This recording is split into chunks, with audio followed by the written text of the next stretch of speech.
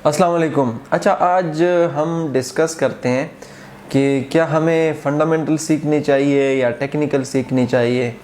बहुत सारे जितनी भी लोग हैं वो कंफ्यूज हैं कि क्या हमें फंडामेंटल की तरफ जाना चाहिए या हमें टेक्निकल की तरफ जाना चाहिए। तो आज इस पे थोड़ी सी डिस्कशन कर लेते हैं कि हमें किस साइड जाना चाहिए।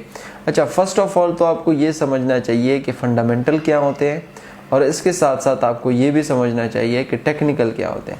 फिर आपको ये भी समझना चाहिए कि फ़ंडामेंटल किस चीज़ के लिए यूज़ होते हैं, और इसके अलावा फिर आपको ये भी समझना चाहिए कि टेक्निकल किस चीज़ के लिए यूज़ होते हैं। ठीक है जी। तो फर्स्ट अगर हम फंडामेंटल्स की बात कर ले तो फंडामेंटल्स में हम टोटली जितना भी है वो न्यूज़ को मॉनिटर करते हैं, यानी जितनी भी हमारे ट्रेड्स है वो न्यूज़ पे बेस होते हैं। न्यूज़ ट्रेडिंग इसमें की जाती है। पास डाटा भी हम न्यूज़ से ले लेते हैं। लेट से ये कंपनी है, सॉरी ये करेंसी है, तो इस करेंसी की जो सिचुएशन है वो कैसी है, यानी इनका सेंट्रल बैंक किस तरफ जा रहा है, इकॉनमी इनकी किस तरफ जा रही है, इन्फ्लेशन महंगाई इसकी किस से जा रही है। तो ये सारे जितने भी आप एनालाइज करते हैं और इसके बाद आप इस पे ट्रेड ले लेते हैं। और दूसरा जो है वो टेक्निकल एनालिसिस है। टेक्निकल एनालिसिस में आप प्योरली लेवल्स देख लेते हैं, या जो पास डाटा होता है उसी पे आप डिपेंडेंट होते हैं कि ये एक सपोर्ट लेवल है या लेट से ये एक रेजिस्टेंस लेवल है। तो हम क्या करते हैं कि जी सपोर्ट से बाय करते हैं या रेजिस्टेंस से सेल करते हैं, या लेट से ट्रेंड लाइन से बाय करते हैं, ऊपर वाले ट्रेंड लाइन से सेल करते हैं। तो फर्स्ट ऑफ ऑल तो आपको ये जानना चाहिए कि अगर आप फॉरेक्स की बात करते हैं कि फॉरेक्स जो मार्केट है वो फंडामेंटल पे ज़्यादा रिलाई करता है या टेक्निकल पे ज़्यादा रिलाई करता है, या हमें फंडामेंटल सीखनी चाहिए या टेक्निकल सीखनी चाहिए। तो फंडामेंटल्स पे डेफिनेटली जितनी भी हमारी करेंसी है वो क्या कह सकते हैं कि वो जितनी भी है फंडामेंटल एनालिसिस पे ही रिलाई करते हैं। क्यों? इसकी रीज़न ये कि अगर आप आज 1 नवंबर 2022 है, ठीक है, अगर आज आप देख ले तो हमारी जो पाकिस्तानी रुपीज़ है वो बड़ी डिवैल्यू हो चुकी है। अब इसकी रीज़न ये नहीं है कि 175 USD PKR का 175 पे सपोर्ट था, या इसकी रीज़न ये नहीं है कि ट्रेंड लाइन ने सपोर्ट दिया है, या इसकी रीज़न ये नहीं है कि यहाँ पे ब्रेकआउट हुए। सिंपली हमारी जो करेंसी है वो डीवैल्यू हुई है इस वजह से कि हमारे जो पॉलिटिकल सिचुएशन है वो ठीक नहीं है, हमारे जो फाइनेंशियल सिचुएशन है वो ठीक नहीं है, अनएम्प्लॉयमेंट रेट हमारा बहुत ज़्यादा है, जॉब्स हमारे पास है नहीं, एक्सपोर्ट्स हमारे कम है, इंपोर्ट्स हमारे ज़्यादा हैं, इकॉनमी बिल्कुल जो है वो वर्स्ट सिचुएशन में है, जीडीपी ग्रोथ भी हमारी इतनी ज़्यादा नहीं है, महंगाई बहुत ज़्यादा हो गई है, इन्फ्लेशन बहुत ज़्यादा है। तो सारे ये रीज़न, पॉलिटिकल इंस्टेबिलिटी है, पॉलिटिकली भी कभी कहते हैं इलेक्शन की तरफ जा रहे हैं, कभी कहते हैं कि जी अभी नो इलेक्शन अपने टाइम पे होगा। तो सारे जितनी भी अनसर्टिनिटीज़ है, कन्फ्यूजन है, तो उस वजह से क्या है, हमारी जी जो करेंसी है वो डिवैल्यू है, हमारा जो स्टॉक मार्केट है वो नीचे की तरफ आ रहा है। तो इसका मतलब ये है कि अगर तो आप करेंसी ट्रेड करते हैं ना तो वो प्योरली फंडामेंटल पे रिलाई करते हैं। और आपको भी पता है कि जो करेंसी है वो सेंट्रल बैंक कंट्रोल करता है। अगर तो सेंट्रल बैंक, लेट से स्टेट बैंक हमारा अगर हमारे केस में लिया जाए, तो अगर तो supply of money central bank बढ़ाता है तो जाहिर सी बात है डिमांड उसकी कम होगी। अगर स्टेट बैंक जो है वो सप्लाई कम करता है तो फिर डिमांड ज़्यादा होगी। तो सेंट्रल बैंक पे भी डिपेंड करता है, गवर्नमेंट पे भी डिपेंड करता है, इकॉनमी पे भी डिपेंड करता है, इंपोर्ट एक्सपोर्ट पे भी डिपेंड करता है। तो आपको ये समझना चाहिए कि आपने जो भी डायरेक्शन लेना है ना, आपने ये कहना है कि मुझे ये करेंसी बाय करनी है ये करेंसी सेल करनी है, तो वो आप इस वजह से बिल्कुल भी नहीं कह सकते कि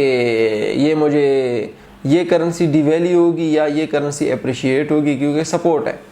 तो इस वजह से इस तरह तो हम कह सकते हैं कि हमारी जो PKR करेंसी है वो 150 से या 160 से ऊपर जा रही है और अभी 222 पे ट्रेड हो रही है, 222 पे ट्रेड हो रही है। तो कहाँ गया रेजिस्टेंस, कहाँ गया ट्रेंड लाइन का रेजिस्टेंस? कुछ टेक्निकल नहीं है जो इसको वापस कर सके। और अभी भी जो हमारे सिचुएशन है कि और भी हम वर्स्ट की तरफ जा रहे हैं, ठीक है। तो आपको तो ये समझना चाहिए कि करेंसी जो है वो प्योरली इकॉनमी पे डिपेंडेंट है।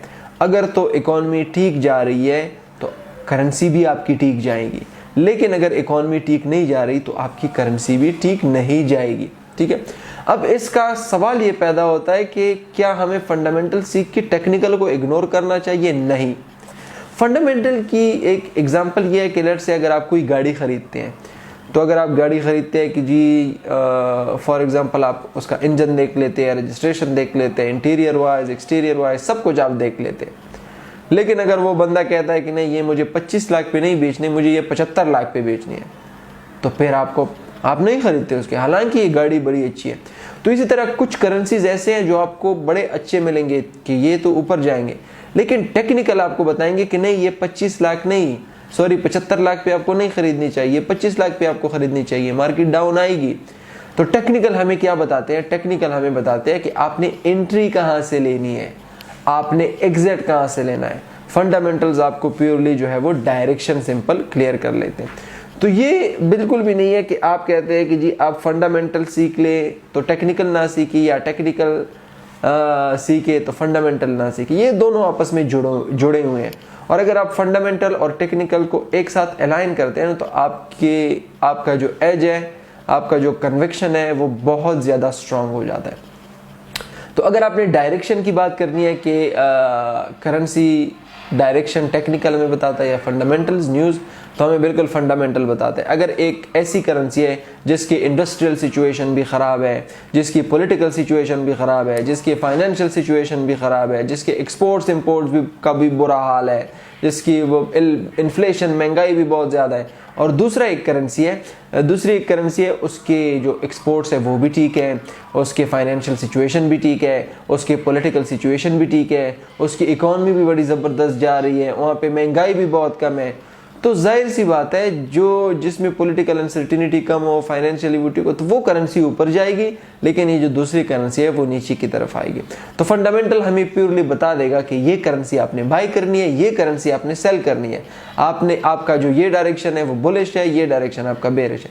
लेकिन टेक्निकल आपको बताएगा कि आपने प्रॉफिट कहाँ पे लेना है। लेट्स से अगर आपने यहाँ से बाय कर लिया तो प्रॉफिट कहाँ पे लेना चाहिए, सेल कर लिया तो प्रॉफिट कहाँ पे लेना चाहिए, बाय कब करना चाहिए, बाय किस लेवल से करना चाहिए, सेल किस लेवल से करना चाहिए। ठीक है, मैं हमेशा बताता रहता हूँ कि अगर आपने फॉरेक्स में ट्रेडिंग करनी है तो आप करेंसी को ना बाय करें, आप एक इकोनॉमी को बाय करें। अगर इकोनॉमी ठीक जा रही है तो उसकी करेंसी को आप बाय कर सकते हैं, अगर एक इकोनॉमी ख़राब जा रही है तो वो उसको आप सेल कर सकते हैं। ठीक है, इसी तरह क्रिप्टो में भी है, क्रिप्टो के भी अपने फंडामेंटल्स है, central bank, risk sentiment, geopolitical situation, इसी तरह स्टॉक मार्केट भी है, गोल्ड में भी फंडामेंटल्स, हम यील्ड्स को यूज़ करते हैं, इन्फ्लेशन को यूज़ करते हैं, इकॉनमी को देख लेते हैं, रिस्क सेंटिमेंट को देख लेते हैं, तो उसके थ्रू गोल्ड भी मूव होता है। तो फंडामेंटल आपको प्योरली डायरेक्शन क्लियर कर देते हैं, टेक्निकल आपको एंट्री, एग्जिट, प्रॉफिट, लॉस वगैरह जितनी भी है ये क्लियर कर।